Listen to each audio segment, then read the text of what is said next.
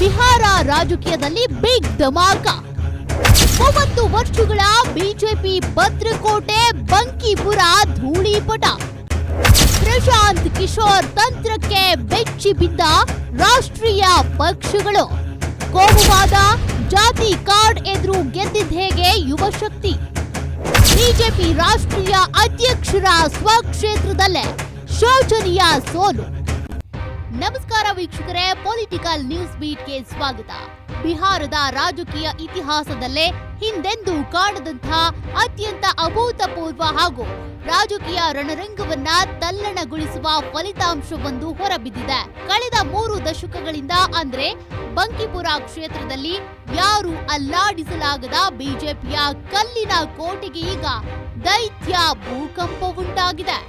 ದೇಶದ ರಾಜಕೀಯ ಚಿತ್ರಣವನ್ನೇ ಬದಲಾಯಿಸಬಲ್ಲ ಈ ಉಪಚುನಾವಣೆಯ ಫಲಿತಾಂಶ ರಾಷ್ಟ್ರ ಮಟ್ಟದಲ್ಲಿ ಬಿಜೆಪಿಗಷ್ಟೇ ಅಲ್ಲದೆ ಪ್ರಮುಖ ವಿರೋಧ ಪಕ್ಷಗಳಿಗೂ ನಡುಕ ಹುಟ್ಟಿಸಿದೆ. ವೀಕ್ಷಕರೇ, 1995ರಿಂದಲೂ ಬಿಜೆಪಿ ಎಂದೂ ಸೋಲನ್ನೇ ಕಾಣದ ಕ್ಷೇತ್ರ ಬಂಕಿಪುರ. ಹಾಲಿ ಬಿಜೆಪಿ ರಾಷ್ಟ್ರೀಯ ಅಧ್ಯಕ್ಷ ನಿತಿನ್ ನಬೀನ್ ಸತತವಾಗಿ ಪ್ರತಿನಿಧಿಸ್ತಾ ಬಂದಿದ್ದ ಈ ಭದ್ರಕೋಟೆಯಲ್ಲಿ ಜನ್ಸುರಾಜ್ ಪಕ್ಷದ ಸಂಸ್ಥಾಪಕ ಪ್ರಶಾಂತ್ ಕಿಶೋರ್ ಐತಿಹಾಸಿಕ ಜಯ ಸಾಧಿಸಿದ್ದಾರೆ.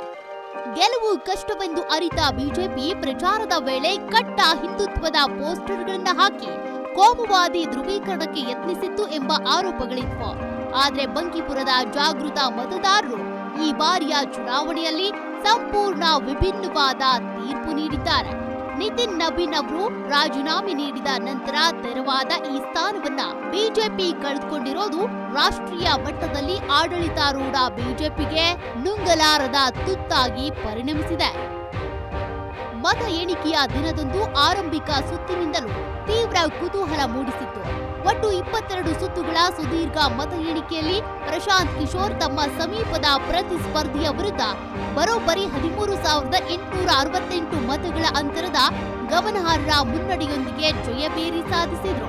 ವಿಶೇಷವೆಂದರೆ ಕಳೆದ 2025ರ ಸಾರ್ವತ್ರಿಕ ಚುನಾವಣೆಯಲ್ಲಿ 236 ಕ್ಷೇತ್ರಗಳಲ್ಲಿ ಠೇವಣಿ ಕಳೆದುಕೊಂಡು ಮುಖಭಂಗ ಅನುಭವಿಸಿದ್ದ ಜನ್ಸುರಾಜ್ ಪಕ್ಷ ಕೇವಲ ಒಂದೇ ವರ್ಷದಲ್ಲಿ ಬಿಜೆಪಿಯ ಅತ್ಯಂತ ಸುರಕ್ಷಿತ ಭದ್ರಕೋಟೆಯನ್ನೇ ಧೂಳಿಪಟ ಮಾಡಿದೆ. ಈ ಮೂಲಕ ಪ್ರಶಾಂತ್ ಕಿಶೋರ್ ಅವರ ನೇರ ರಾಜಕೀಯ ಪರೀಕ್ಷೆಗೆ ಮೊದಲ ಯಶಸ್ಸು ಸಿಕ್ಕಂತಾಗಿದೆ. ವೀಕ್ಷಕರ, ದೇಶ ಹಾಗೂ ರಾಜ್ಯ ರಾಜಕೀಯದ ಇಂತಹ ಬಿಸಿ ಬಿಸಿ ಸುದ್ದಿ, ಒಳಗುಟ್ಟು ಮತ್ತು ನಿಖರ ವಿಶ್ಲೇಷಣೆಗಳನ್ನ ನೀವೇ ಮೊದಲು ವೀಕ್ಷಿಸೋದಕ್ಕೆ ತಕ್ಷಣವೇ ನಮ್ಮ political news beat YouTube channel subscribe ಮಾಡಿ. ಹಾಗೆ ಪಕ್ಕದಲ್ಲಿರುವ ಬೆಲ್ ಐಕಾನ್ ಕ್ಲಿಕ್ ಮಾಡಿ, ಲೈಕ್ ಮಾಡಿ, ಶೇರ್ ಮಾಡಿ. ಪ್ರಶಾಂತ್ ಕಿಶೋರ್ ಅವರ ಈ ಗೆಲುವಿನ ಹಿಂದಿರುವ ಅಸಲಿ ರಹಸ್ಯವೇನು ಗೊತ್ತಾ? ಬಂಕಿಪುರ ಅನ್ನೋದು ಬಿಹಾರದ ಲಕ್ಷಾಂತರ ಯುವ ಜನರು ಹಾಗೂ ಸ್ಪರ್ಧಾತ್ಮಕ ಪರೀಕ್ಷಾರ್ಥಿಗಳ ಕಾಂಪಿಟೇಟಿವ್ ಹಬ್.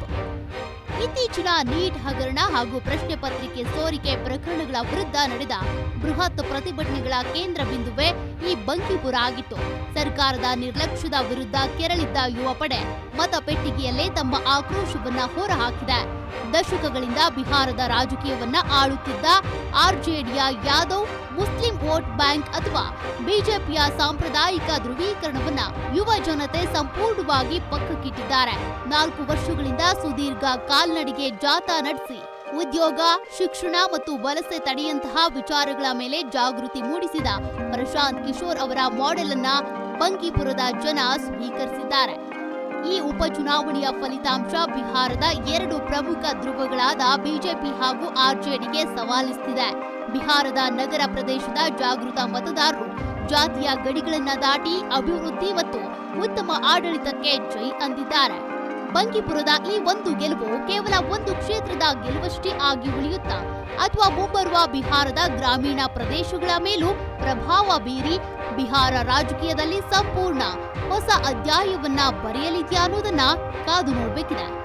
ವೀಕ್ಷಕರೇ, ಇದಾಗಿತ್ತು ಇವತ್ತಿನ ಬಿಹಾರ ರಾಜಕೀಯದ ವಿಶೇಷ ವಿಶ್ಲೇಷಣೆ. ಮತ್ತಷ್ಟು ಕಟು ಸತ್ಯದ ನ್ಯೂಸ್ ಅಪ್ಡೇಟ್ಸ್ಗಳಿಗಾಗಿ ನೋಡ್ತಾ ಇರಿ ಪೊಲಿಟಿಕಲ್ ನ್ಯೂಸ್ ಬೈಟ್. ನಮಸ್ಕಾರ.